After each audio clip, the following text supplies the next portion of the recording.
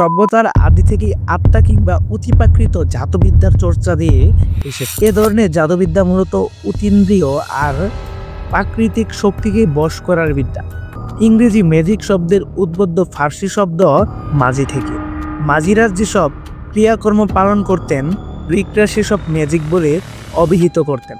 আর ম্যাজিকের সঙ্গে আত্মার বিষয়টি চলে আসে অনিবার্যভাবে, কখনো অদৃশ্য বা অস্বচ্ছ, বায়বীয়, আবার কখনো বাস্তব সম্মত সপ্রাণ মানুষ বা জীবের আকারে।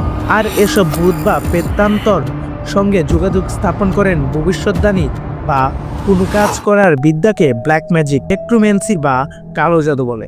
অন্যদিকে এক ধরনের বিশেষ ব্ল্যাক ম্যাজিক হচ্ছে ভুডু। ভুডু বিদ্যার সাহায্যে নাকি কবরের লাশ জ্যান্ত করে তাকে গোলামির মতো খাটানো হয়। অন্যদিকে শামানের কাজও তো মানুষের আত্মা নিয়ে। তবে ভুডুর সঙ্গে শামানদের পার্থক্য এর মন্দ আত্মার বিরুদ্ধে লড়াই করে। আত্মার ধারণা থেকে কালো জাদু বিদেশি সিনেমায় এমনকি ভারতীয় সিরিয়ালে প্রায়ই দেখা যায় একজন দুষ্ট ব্যক্তি একটি পুতুলের গায়ে সূচো ফুটিয়ে আরেক জায়গায় এক ব্যক্তিকে হত্যা করছেন কিংবা অন্য কোনো উপায়ে ক্ষতি করার চেষ্টা করছেন। বাংলায় এক ফুঁক দেওয়া, কবচ করা অথবা বান মারা বলা হয়। এ ধরনের ঘটনা যারা ঘটায় তাদের উজা বলে। আর এ প্রক্রিয়াটি বিশ্বব্যাপী ব্ল্যাক ম্যাজিক বা কালো জাদু নামে পরিচিত। পৃথিবীতে ধর্মের আবির্ভাবের আগেও মানুষের মধ্যে অধ্যাত্মিক চর্চা ছিল, আবার ধর্মের আবির্ভাবের পরও এই চর্চা অব্যাহত ছিল। বহুকাল আগে পাশ্চাত্যের ধর্মহীন গোত্রের মধ্যে অদ্ভুত কিছু বিশ্বাস ও কর্মকাণ্ডের চর্চা ছিল। এরা এক একটি গোত্র বিভিন্ন কাল্পনিক ভূত, প্রেত বা অশুভ আত্মার আরাধনা করতেন আর নিজেদের প্রয়োজনে এই আত্মাকে ব্যবহার করতেন। এই বিশ্বাসের চর্চা মূলত ছিল আফ্রিকানদের মধ্যে, আর তাই বিশ্বজুড়ে এটি আফ্রিকান ব্ল্যাক ম্যাজিক বা কালো জাদু নামে পরিচিত। এমনকি কখনো এই বিদ্যার গোপন অনুসারীরা তাদের এই চর্চা চালিয়ে যাচ্ছেন।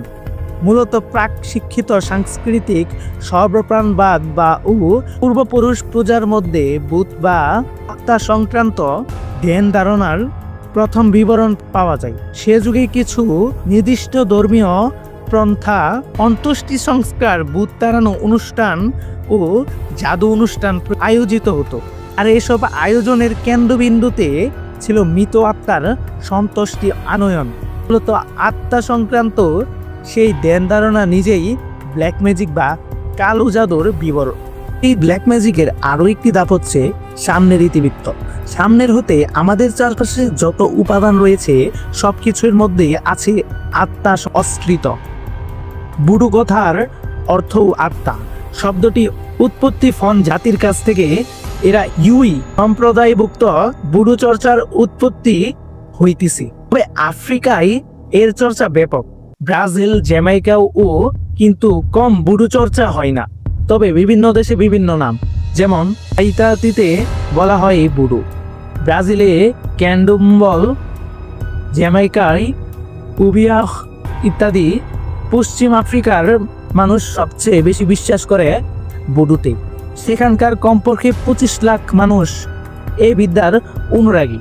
এ চর্চা সবচেয়ে বেশি হয় আফ্রিকার গানাই কুকুরজানের অধিবাসীরা এই বিদ্যাটির সাংঘাতিক অনুরাগী। এরা অসুখে বিসুখে সরকারি হাসপাতাল ডাক্তারদের কাছে যাওয়ার চেয়ে বুড়ো চিকিৎসকদের উপর অনেক বেশি বিশ্বাস করেন। শামানরাও তাই। আত্মার উপর এদের গভীর বিশ্বাস। এদের ধারণা আত্মা তাদের সব বিপদ থেকে রক্ষা করবে। তাদের মধ্যে বংশ পরস্পরায়ণ এই বিশ্বাস চলে আসছে, বংশানুক্রমে এ কাজ করে আসছেন। আফ্রিকান বাবা মা তাদের সন্তানদের এ বিদ্যা চর্চায় উৎসাহ যোগান। প্রতিদিনই সকালে পূজারীরা স্থানীয় দেবতাদের উদ্দেশ্যে নৈবেদ্য অর্পণ করেন, তারপর নিজের কাজে বের হন। আমানরা শুধু বিশ্বাস করেন আত্মা, তাদের কোনো দেবতা নেই। তবে বুডুরা শুধু বিশ্বাস করেন আত্মা, তাদের কোনো দেবতা নেই। তবে বুডু অনুসারীদের বিভিন্ন দেবতা আছে, যেমন ফ্লিমানি কুকু হলো রোগ মুক্তির দেবতা, হিবিউ সু হলো বিদ্যুৎ এবং বর্জ্যের দেবতা, নিমি ওয়াটা ধন সম্পদের দেবী ইত্যাদি। দেবতার উপর তাদের এত বিশ্বাস যে তারা মনে করেন আগুন তাদের ক্ষতি করতে পারে না, ছুরি দিয়ে পেট কাটলেও তারা ব্যথা পান না। তারা বলেন তাদের সব বিপদ থেকে রক্ষা করেন। শামানরা বলেন আত্মা তাদের সব রোগমুক্তির পথ বাতলে দেয়। যারা এ সংস্কৃতিতে বিশ্বাসী তারা বলেন শামনদের রয়েছে অলৌকিক ক্ষমতা। এর আত্মাই শক্তিতে বলীয়ান হয়ে স্বাস্থ্য, খাদ্য, উর্বরতা বিষয়ক সব সমস্যারও সমাধান করে দিতে পারেন। শামনদের ব্যাপ্তি সাইবেরিয়া থেকে ল্যাপল্যান্ড, তিব্বত, মঙ্গোলিয়া, উত্তর এবং দক্ষিণ আমেরিকা, বিশেষ করে অ্যামাজন এলাকায়, দক্ষিণ পূর্ব এশিয়া, এমনকি ভারতেও বিস্তৃত। পূর্ব ভারতে সুরা নামে এক উপজাতি আছে, জঙ্গলে বাস করেন। এরাও শামান সংস্কৃতিতে বিশ্বাসী। সোরা উপজাতির লোকেরা মৃতের সঙ্গে কথা বলেন। এখানে শামানের ভূমিকা সাধারণত পালন করেন মহিলারা। তারা দুই ভুবন অর্থাৎ পৃথিবী ও স্বর্গের মধ্যে সমন্বয়কভাবে করেন বলে শামন অনুসারীদের বিশ্বাস।